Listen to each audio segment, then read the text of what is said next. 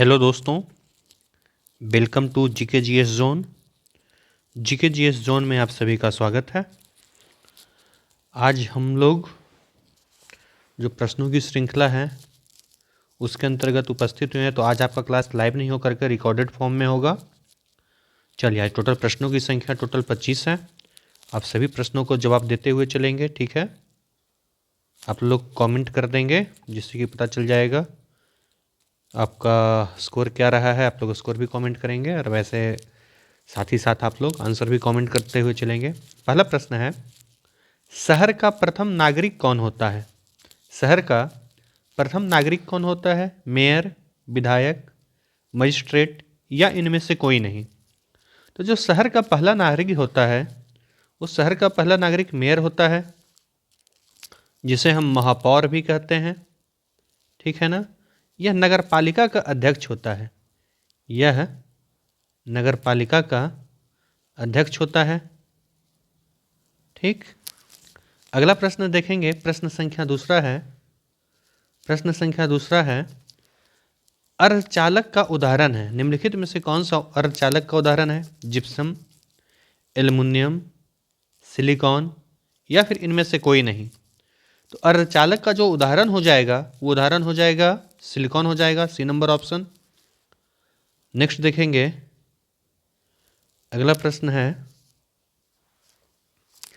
रासायनिक धातु जस्ता का संकेत क्या होता है? जस्ता का संकेत पूछा जा रहा है।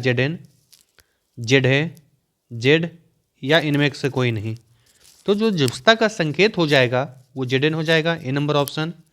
3 का 1 नंबर ऑप्शन हो जाएगा। चौथा नंबर प्रश्न है, पृथ्वी सूर्य से सबसे अधिकतम दूरी पर कब होती है? 4 जुलाई को, 3 जून को, 4 अगस्त को या फिर 21 सितंबर को? तो जो पृथ्वी सूर्य से सबसे अधिकतम दूरी पे होती है वह 4 जुलाई को होती है और यह घटना अपसौर कहलाता है। क्या कहलाता है? तो अपसौर कहलाता है, जिसे हम अफेलियन इंग्लिश में बोलते हैं। इंग्लिश में ही अफेलियन कहलाता है। चलिए, वीडियो आप लोग लाइक करते हुए चलिएगा और जिन्होंने चैनल को सब्सक्राइब नहीं किया होगा चैनल को सब्सक्राइब कर लीजिएगा। नेक्स्ट देखेंगे। 5वां नंबर प्रश्न है, शक संवत की शुरुआत किसने की थी? अशोक ने, बाबर ने, कनिष्क ने या फिर बिंदुसार ने? तो जो शक संवत की शुरुआत है वह कनिष्क के द्वारा किया गया है। कब किया गया है? तो 78 ईस्वी में शक संवत की शुरुआत कब हुई है? 78 ईस्वी। नेक्स्ट प्रश्न है, 6ठा नंबर प्रश्न, राष्ट्रीय स्टॉक एक्सचेंज कहाँ है? बम्बई, दिल्ली, कोलकाता या फिर चेन्नई?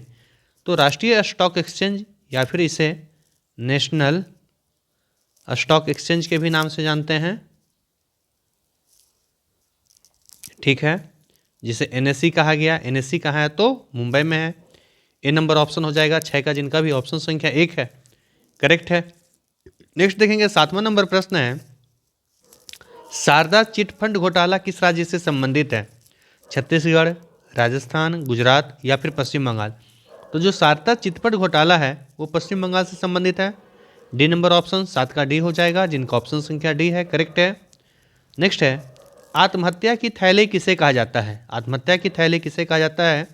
गोल्जी बॉडी को, लाइसोसोम को, माइटोकॉन्ड्रिया को या इनमें से कोई नहीं? तो आत्महत्या की थैली लाइसोसोम कहलाता है, जबकि माइटोकॉन्ड्रिया क्या कहलाता है? पावर हाउस कहलाता है, पावर हाउस ऑफ सेल कहलाता है।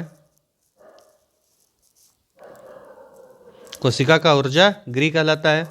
9 नंबर प्रश्न है, मार्स गैस के रूप में किसे जाना जाता है? मार्स गैस किसे कहा जाएगा? इथेन, मीथेन, अमोनिया या फिर आर्गन को? तो जो मार्स गैस है, मार्स गैस मीथेन को कहा जाता है। बी नंबर ऑप्शन हो जाएगा 9 का बी। 10 नंबर प्रश्न है, चावल को बार बार धोने से कौन सा विटामिन नष्ट हो जाता है? तो जब हम लोग चावल को बार बार धोते हैं तो उससे विटामिन बी थोड़ा मात्रा में नष्ट हो जाता है और लगभग वो 25% मात्रा उसका नष्ट होता है। विटामिन बी में भी B1 नष्ट होता है, थायमिन अर्थात नष्ट होता है। नेक्स्ट प्रश्न देखेंगे। 11 नंबर प्रश्न है, कौन सा अनुच्छेद ग्राम पंचायतों से संबंधित है? ग्राम पंचायतों से संबंधित आपसे अनुच्छेद पूछा जा रहा है। अनुच्छेद 23, 40, 50 या फिर 42?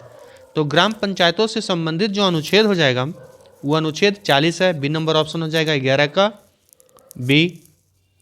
12 नंबर प्रश्न है, SMS का विस्तारित रूप क्या है? SMS का विस्तारित रूप क्या है? Short messaging services, small messaging service, short multiple service या स्मॉल मास्टर सर्विस। ठीक है, तो जो SMS का फुल फॉर्म हो जाएगा, SMS का फुल फॉर्म हो जाएगा शॉर्ट मैसेज सर्विस हो जाएगा। ए नंबर ऑप्शन, जिनका भी ऑप्शन संख्या 1 होगा, करेक्ट है। नेक्स्ट 13 नंबर प्रश्न है, आयुर्वेद का जनक किसे कहा जाता है? आयुर्वेद का जनक आपसे पूछा जा रहा है, किसे कहा जाता है? अरस्तु को, चरक को, धन्वंतरी को, या इनमें से कोई नहीं?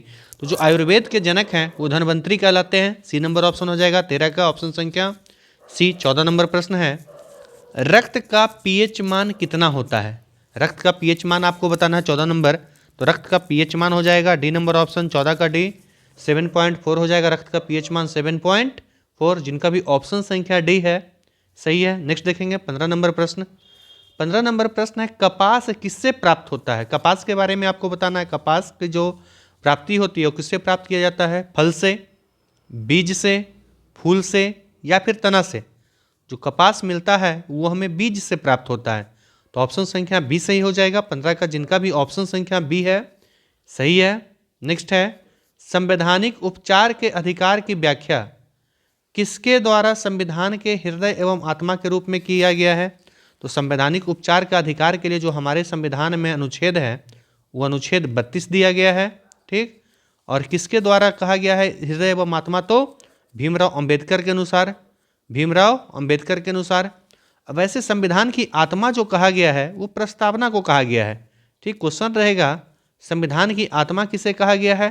तो संविधान की जो आत्मा है वो प्रस्तावना को कहा गया है। लेकिन आपसे प्रश्न पूछेगा संविधान की आत्मा जो है संवैधानिक उपचार के अधिकार को किसके अनुसार का कि कौन बोला है ये बात? तो भीमराव अंबेडकर हो जाएगा। डी नंबर ऑप्शन सही हो जाएगा 16 का डी। 17 नंबर प्रश्न है, भारत के परिदृश्य में सबसे आखिर में उभरने वाला धर्म कौन सा है? हिंदू, मुस्लिम, सिख या फिर ईसाई?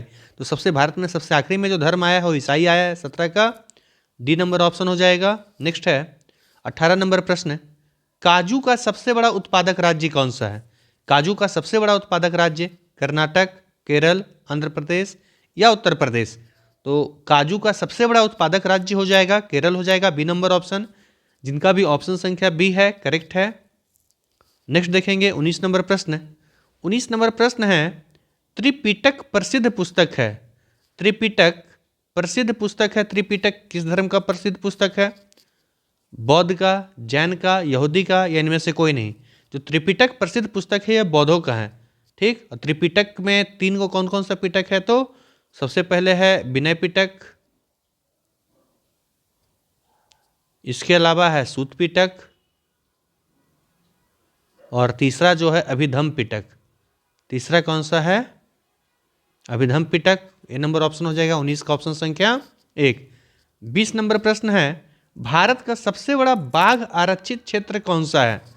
भारत का सबसे बड़ा बाघ आरक्षित क्षेत्र जिम कॉर्बेट, रणथंभौर, कान्हा-किसला या फिर मानस? इनमें से कोई नहीं है। ठीक है, तो इसका सही आंसर आप लोग नोट कर लेंगे, नागार्जुन सागर श्रीशैलम, नागार्जुन सागर श्रीशैलम बाघ रिजर्व है। और ये है कहाँ पे? तो आंध्र प्रदेश में हो जाएगा। कहाँ पे? आंध्र प्रदेश में। ठीक, 21 नंबर प्रश्न देखेंगे। 21 नंबर प्रश्न है, भारत में सर्वाधिक कॉफी उत्पादन कौन सा राज्य करता है? भारत में सबसे ज़्यादा कॉफी उत्पादन किस राज्य में होता है? कर्नाटक, केरल, तमिलनाडु या फिर मध्य प्रदेश? तो जो सबसे ज़्यादा कॉफी होता है वो कर्नाटक में होता है। 21 का 1 नंबर ऑप्शन हो जाएगा। नेक्स्ट प्रश्न 22 नंबर, यूरेनियम उत्पादन में अग्रणी देश कौन सा है? मैक्सिको, अमेरिका, ब्राज़ील या फिर कनाडा? तो यूरेनियम उत्पादन में जो सबसे अग्रणी देश हो जाएगा वो कनाडा हो जाएगा। डी नंबर ऑप्शन 22 का डी हो जाएगा। नेक्स्ट प्रश्न देखेंगे 23 नंबर, जब एक जहाज किसी नदी से सागर में प्रवेश करता है तो वह थोड़ा नीचे हो जाता है, जहाज थोड़ा ऊपर उठ जाता है, थोड़ा तिरछा हो जाता है या सामान्य रूप से दिखाई पड़ता है? तो चूंकि हमें पता है कि जो सागर है उसकी लवणता ज़्यादा होता है। ठीक, सागर की लवणता कितनी होती है नदियों की तुलना में? तो लवणता उसकी ज़्यादा है। फलतः जब जहाज जाता है नदी से समुद्र में जाता है तो समुद्र में क्या हो जाता है, थोड़ा जहाज ऊपर उठ जाता है, ठीक ना। तो ऑप्शन संख्या बी हो जाएगा, ऑप्शन संख्या 23 का बी। जिनका भी ऑप्शन संख्या बी है करेक्ट है। नेक्स्ट देखेंगे 24 नंबर प्रश्न, महावीर को किस जगह निर्वाण की प्राप्ति हुई है? कुशीनगर, सारनाथ, पावापुरी या बोधगया? तो जो महावीर स्वामी को निर्वाण की प्राप्ति हुई है वो पावापुरी राजगीर में हुई है। पावापुरी कहाँ? तो राजगीर में ही हुई है। सी नंबर ऑप्शन हो जाएगा 24 का सी। और आज का आखिरी प्रश्न है 25 नंबर। 25 नंबर प्रश्न है कि हमारे संविधान में समाजवादी, धर्मनिरपेक्ष तथा राष्ट्र की एकता और अखंडता शब्द संविधान के किस संविधान संशोधन द्वारा शामिल किया गया है? 44वां संविधान संशोधन, 42वां संविधान संशोधन, 61वां संविधान संशोधन या फिर 13वां संविधान संशोधन?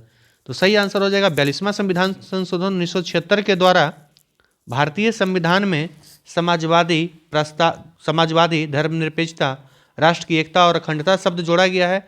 ये संविधान के प्रस्तावना में जोड़ा गया है, ठीक ना। कहाँ पे? तो प्रस्तावना में। ऑप्शन संख्या बी हो जाएगा। इस प्रकार से हमने 25 क्वेश्चनों को सोल्व कर लिया है। चलिए नेक्स्ट प्रश्नों के साथ में हम कल आपसे लाइव मिलेंगे, ठीक। आज तो आपका क्लास रिकॉर्डेड फॉर्म में हो गया है। चलिए आप लोग वीडियो लाइक कर दीजिएगा और चैनल जिन्होंने सब्सक्राइब नहीं किया होगा चैनल सब्सक्राइब करेंगे। जय हिंद, जय भारत।